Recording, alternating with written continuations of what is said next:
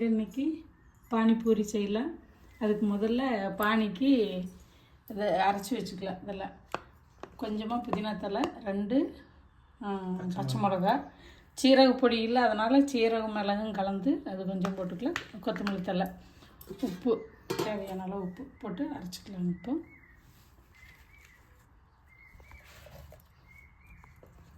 காற்றுக்கு தகுந்த மாதிரி 2 பச்சை மிளகா போட்டுக்கலாங்க. கொஞ்சமாக புதினா தலை, கொஞ்சம் சீரக உப்பு, கொஞ்சமாக உப்பு போட்டு தண்ணி ஊற்றி அரைச்சிக்கலாங்க.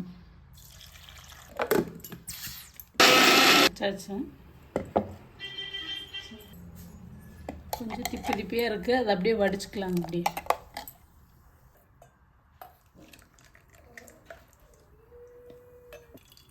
நல்லா வடிச்சாச்சுங்க.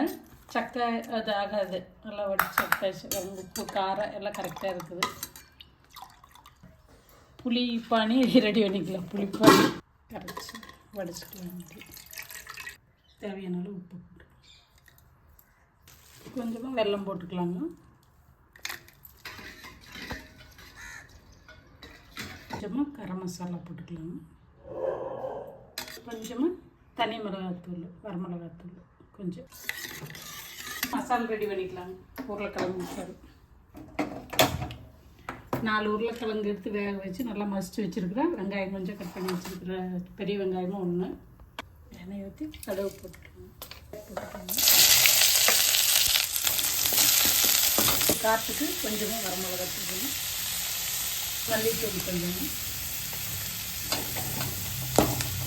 மஞ்சள் பொடி கொஞ்சம், கரம் மசாலா கொஞ்சம் போட்டுக்கலாம்.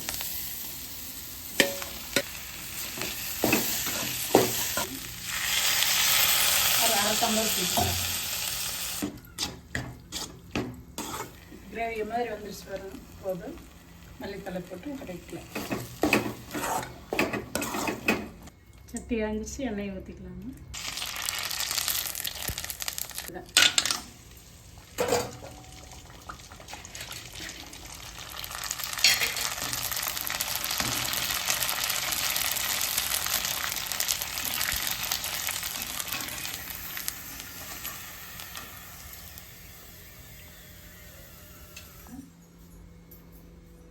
சாப்பிடலாம்.